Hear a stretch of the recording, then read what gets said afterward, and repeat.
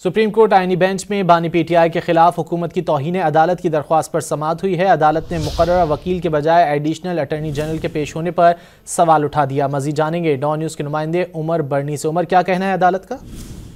جی بالکل، supreme court کے justice امین الدین خان کی سربراہی میں 5 رکنی آئینی بینچ نے بانی پی ٹی آئی کے خلاف حکومت کی توہین عدالت کی درخواست پر سماعت کی۔